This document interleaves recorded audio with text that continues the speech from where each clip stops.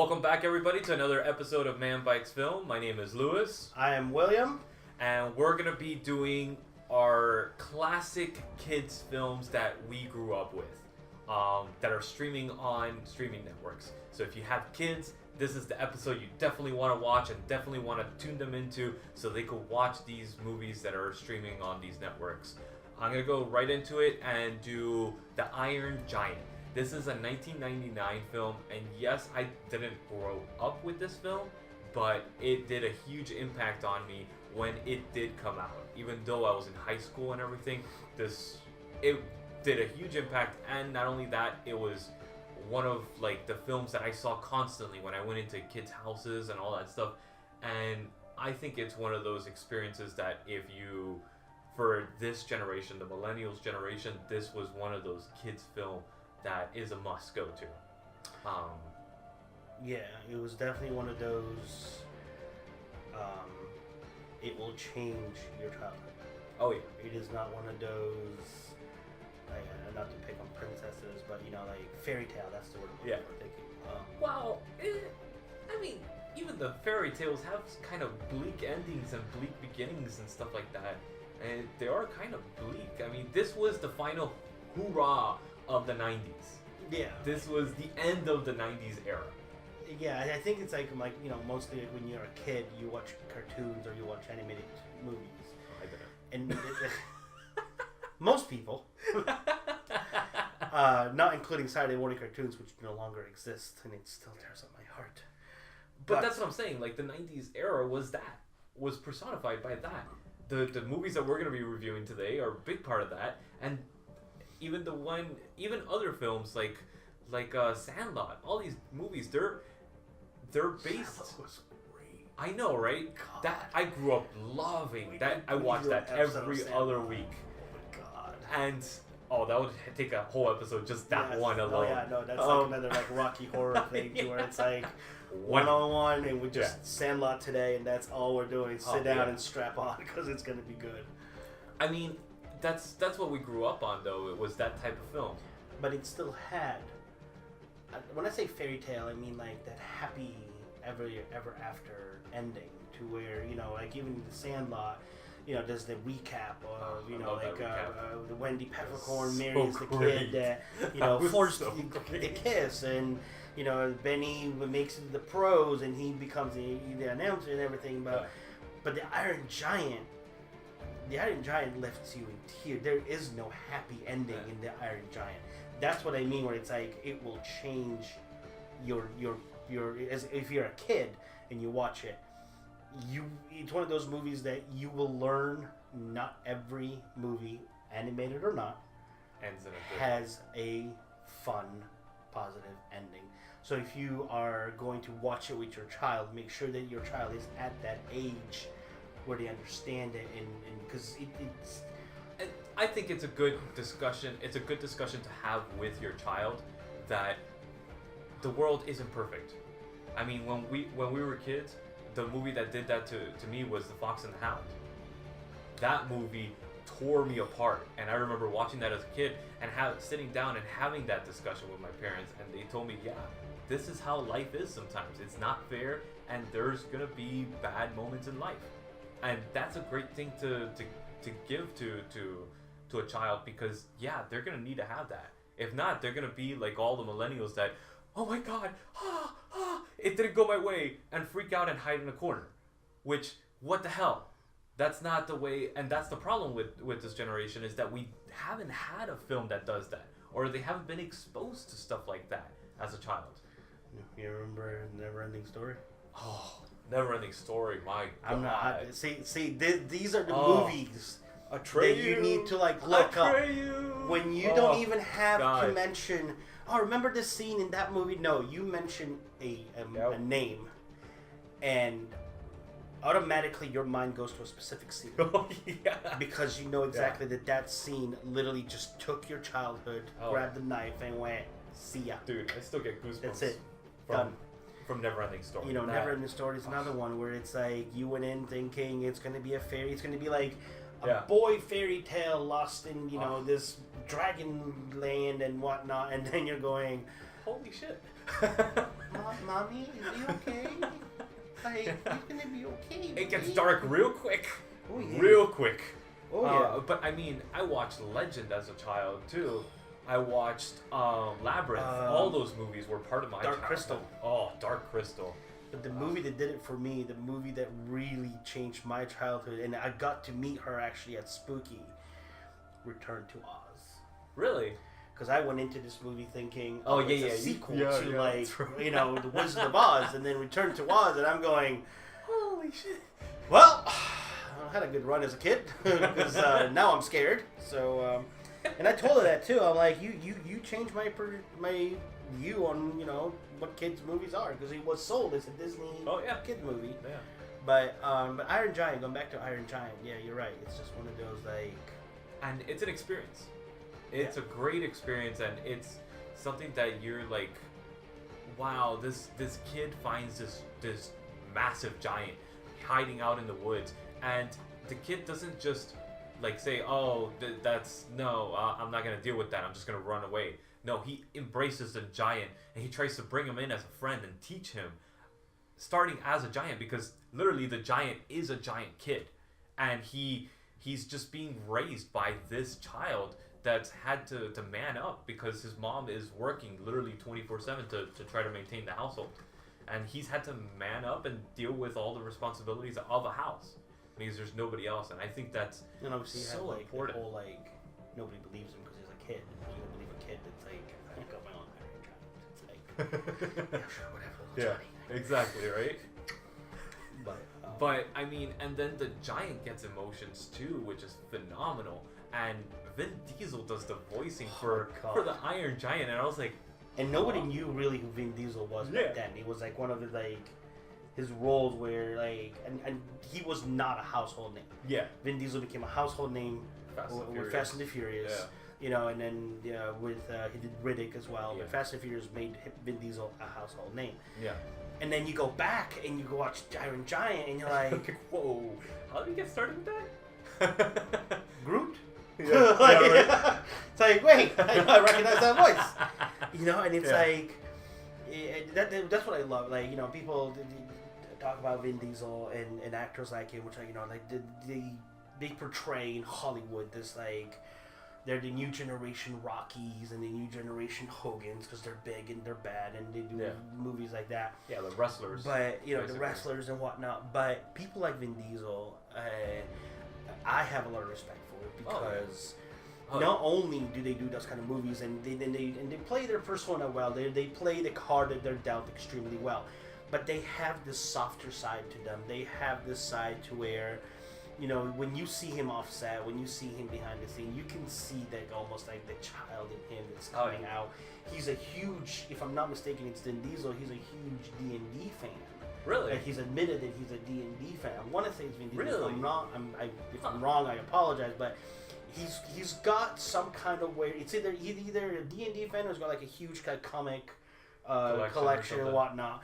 You know, I can see that. I mean, if you see his choice of movies and stuff like that and his roles. Can you imagine going to like a Dungeons and Dragons meetup and whatnot, and you turn around and right next to you is Vin Diesel, like with his little dice, just bringing his little character sheet, and you're like, I don't have to fight him, do I? Right. Because I'm out. No, there's nothing in this world that's gonna make me go one-on-one with this kid, with this guy. Whether it's obviously I'm not gonna do it physically, but but still, no. Even his little character is twice the size of mine. I mean, no. So, but I mean, Vin Diesel wasn't in Saving Private Ryan. He was, and a lot of people forget that. I mean, he didn't like have like the biggest role, but I mean, he. Oh, but come on! You in notice that role, Michael Fassbender was in there. Vin Diesel was in there. Giovanni Ribisi was in there as well. I mean, that was a crazy crew of like all stars. Now, if you look at it, like that was really awesome. But let's go back to Iron Giant. Because now we'll go off on another tangent about that one. You're gonna have to do like one episode where like we don't necessarily we pick one movie and we just go off. And we just go off and we see how at some point we're able to come back and if it's even possible to come full circle without just going back to the movie. Because I think that's going to be a good challenge and that's going to be a good episode. We've done directors, so maybe we could choose one director that we could do that with. Yes, but I get to pick him because I know who I'm going to start with. I already did mine, so I already did my tribute to him. So Iron Giant, yes, if you want to expose your child to the realism that is life, this is definitely the film to introduce him to. It's something that's a coming of age film for the character, I think, and it's a coming of age film that will bring your child of age to watch other movies and expose him to a lot more realistic films. Yeah, I definitely give it like a 9 out of 10. Oh, mine 10 out of 10. Solid 10 out of 10. I can't, because to me the only 10 out of 10 that I can give is The Lion King, and that's a whole different story right there. But it's 9.5 out of 10. How's that? It's close. If they ever come up with a Potter cartoon, then that'll be 9.75 out of 10. But Wah, wah, wah. it is a good movie. It is one of those like classics that they're classics, but they're not like toddler classics. They're like more, early teens or where it's like it's time to expose the reality and show that wars aren't just out there, but it can be depicted in art form as well. Oh, it's so beautifully animated too. And the animation to be like a 90. Well, it's not like animation in the 90s was bad. Animation in the 90s was great. Again, Lion King, like not even just Disney, like Lion King, but like this Anastasia, was which wasn't. This was like Rocketeer style. It was good great. too. I didn't even mention Brad Bird is the director of Iron Giant, and he's been a huge part of Pixar since the beginning, and of course, The Incredibles. It's one of my favorite Pixar movies, and I was like, hell yeah. Incredibles 2 coming out next year. Let's see how that goes. Let's see how that goes. Is he at the helm? Do you know? I heard something about producing, but I didn't know. Wouldn't have to look into that. Yeah. So, which one did you choose this week?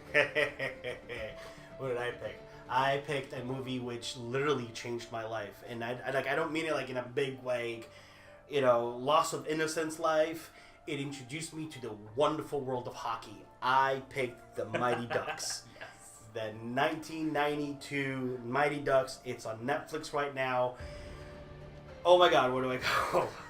First off, cast. So the cast, you have obviously Emilio Estevez as the coach, brother to, some people don't know, brother to Charlie Sheen, and son of Martin Sheen. Joshua Jackson. Machine. Come on, man. Huh? That's how I knew him as Miami Sound Machine. Joshua Jackson. For those 90s kids watching, was it Percy? Yeah, Percy on Dawson's Creek. He was also in Fringe. But to me, Joshua Jackson came from the Mighty Ducks. Lane Smith. Lane Smith plays the bad coach. He's the coach of the Hawks.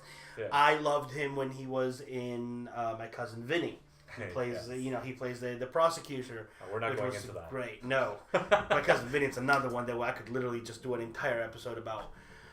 Josh Ackland's in it. I mean, if you don't know who Josh Ackland is, or even Joseph Summer at this point, just IMDb it. The list goes on and on and on. Oh my God. Vincent LaRusso, which at the time was like he was up and coming. He did a couple more things after the Mighty Ducks, and then he just kind of like retired from acting. And then Eldon Hansen, Fulton, who now is Foggy Nelson on the Netflix show Daredevil. Yeah. So he's on there, and the cast was like, it's not like an all-star cast, but at the time it was a solid cast. Oh yeah. And to be a Disney movie and have that solid of a cast, it was great. Disney was at its peak at that point. That was when they were going through the renaissance of classic animation for that time, and they were just coming out of becoming a TV channel as well. Oh yeah, no, so they were pumping out movies like left and right. Literally just going on a rampage. I'd moved to the States in '93 from Europe, and in Europe, soccer. I did soccer, I did fencing, I did judo, I did ballet, I was doing piano lessons. You did ballet? I did ballet for 8 years. This is why I'm 37 years old and I can still do a split. Look at my YouTube channel. Go check out my YouTube channel. I have proof on there. Yes. But anyway, multiple times. I did not. I mean, when you live in Europe, you hear of these American sports, but you mostly, at the time, I was hearing about, football. I was throwing a football around with my dad, baseball. I didn't know what hockey was. Yeah. I had never heard of hockey. And then one day I'm just sitting around watching Disney Channel. It was like, it was like a time where Disney was actually, still showing the old school Mickey and Donald and Goofy cartoons and whatnot. And then in the evening they would have movies, and the Mighty Ducks came on, and I'm like, what is this Mighty Ducks? I gotta see this. That's the same feeling I had when I was like, how can I? I fell in love right away. Yeah. I was like, I need to do this sport. On ice, and it was just something completely different, and it opened the world to me. It was just like this brand new sport. And then I went to my dad, and I'm like, hey, so there's this thing going on, apparently called hockey. And love my dad to death. The first thing he did was look up, and this was like even before, we're talking 92, so internet was... Yeah. But he did some research and realized how expensive this was going to be. And thanks to my loving mom, thanks Mom, he decided, with my mom doing this, that it was going to be okay for me to play hockey. But the Mighty Ducks, at the time, it was like Shakespeare on Ice, directed by Spielberg. Yeah. It was your teenage movie. It didn't there's like little annotation of like the love story between the coach and the mom, but whatever. That it's not like the centerpiece. That does not take the centerpiece hold at all. is for kids. It's the Sandlot on ice. Yeah. If you really want to put it that way, it's the Sandlot on ice. It has the same dynamic. Same comedy. Exactly. It's like this ragtag, Oh, District so great. 5. Like, that's how much I know the movie. I know the district number. The team that, has no budget, has no coach. Their goalie doesn't want to be the goalie. Yeah. Their coach doesn't want to be the coach. He's a lawyer Goldberg. that gets caught for a DUI. Yeah. And now he has to do community service. He used to play hockey. That's a whole thing, but... it's such a great combination. It was a great combination. Then, obviously he goes against his old team and these, butting heads and whatnot. You learn, what teammanship is. There's even this whole annotation of like, no, don't cheat. Because it's this part where like, the coach is just kind of like trying to get any kind of thing going. So he tries to have the kids cheat. And even the kids are like, we'd rather not play than cheat. Which is a great message to send to kids that are watching, not just for that sport, but for any sport. It's like, if you can't win, you need to better yourself. You need to find out how you can win. Yeah. But don't cheat. Like, that's the line. You know what I mean? It's like saying, you want to grow muscles, that's great. Don't do steroids. Yeah. Do it legit. And do it the way that it's supposed to. Do it the hard way, and you'll get more out of it when you do finally win. So there's so many little messages that this movie does portray. Now, having watched it back then, and now being on Netflix and watching it again, and being into the sport as much as I have been, and I would love to be again, oh my god, the continuity during the games. It's like, for those that don't know, a hockey rink literally is just like a regular rink. You have a blue line, a red line, and a blue line. Right? And then you have the goalposts. There are certain scenes where they go through the 6 lines before they even reach one other side of the rink. And I'm going, how far are you guys skating? Like, are you on a river? Like, what? But it's still fun to watch because you know how it's going to end. Yeah. It's a great introduction. You know how it's going to end. For those like me that have seen it forever, I'm just sitting I'm mouthing the words and I know what the scene's coming next. And then they came out, they made it a trilogy, which I really wish they would have stopped at 2 because the third one was really not necessary. That was literally just phoned in at that point. D2 was amazing though. D2 was great, and I wish that it was streaming someplace because I would talk about that as well because they go to the Goodwill games and they half the team of the Ducks become Team USA. New kids get brought on in D2. So talking about the Sandlot, Benny from the Sandlot actually becomes one of the hockey players in D2.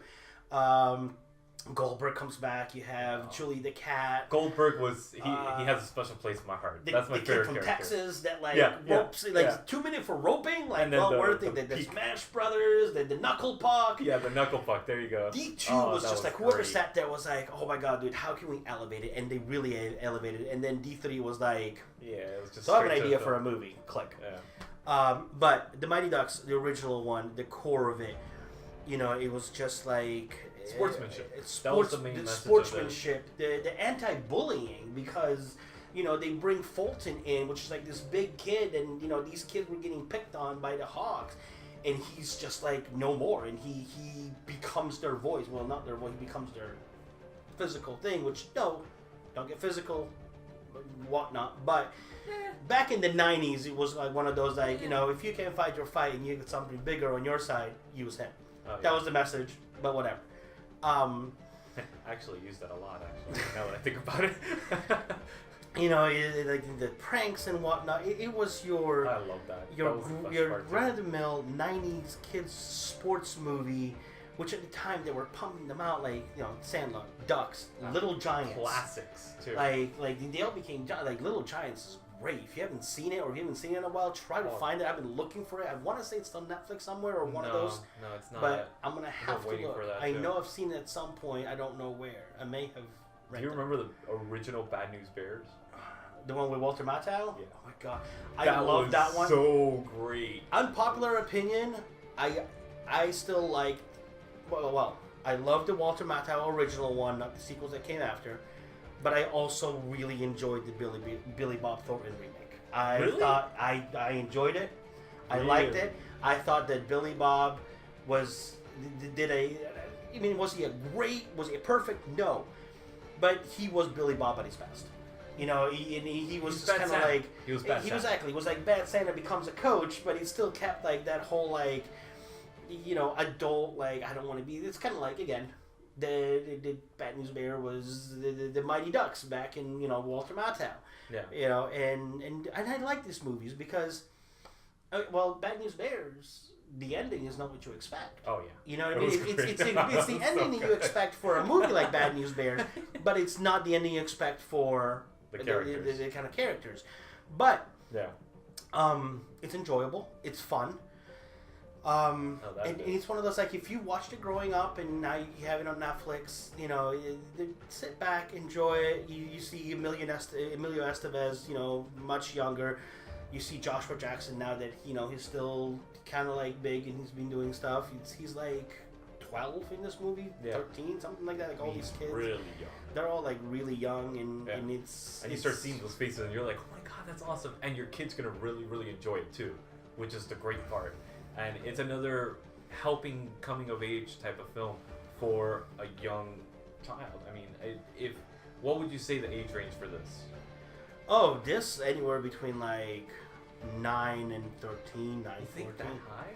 Something 9? like that. I mean, like I started watching it at 12. Oh, you mean like when to start watching it? Yeah. Well, I mean, they could probably enjoy like a little bit younger, but like to really just grasp the message of it and really like.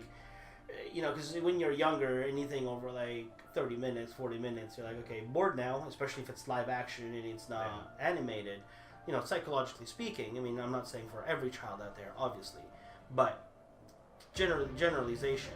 But if you want to sit there and actually then have a chat with your child about, see, there's no cheating, you don't bully, you don't do this, this is what sportsmanship is, this is what helping friends is.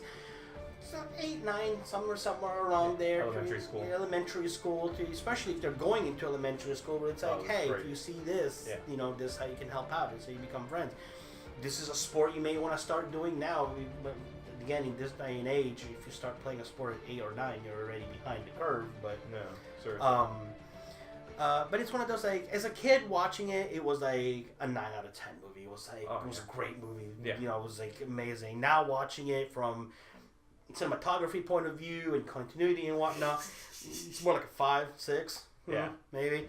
But I mean, it's. But for a child, I think it's definitely. For a child, it's. I put it up there with The Sandlot. I put it up there 9.5, 9. Yeah. As a child, nowadays I saw it again recently and probably say like 4 or 5. Something but like the difference is, The Sandlot, even as an adult, for me stays Oh, 9.5. yeah, 10. yeah. That's true. But there's that's no different. changing that. That's a whole other thing.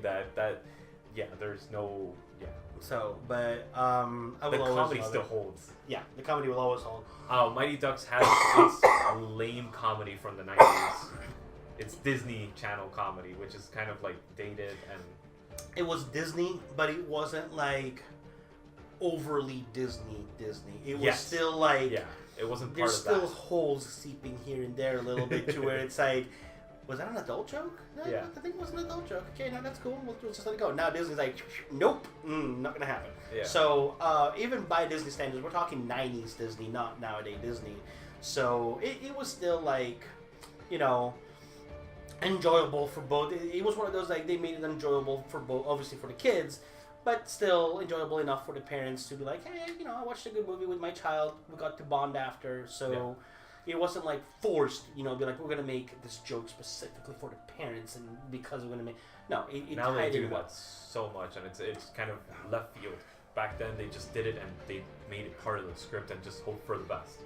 Exactly. So, that's this week's episode. It's gonna be Iron Giant, which is streaming on Netflix, and Mighty Ducks, which is also streaming on Netflix, hoping that they release D2 and D3 so that I can at least- hopefully. So till next week. Yep. All My right. name is Lewis, I'm William. and this is Man Bites Film. We'll see you next week.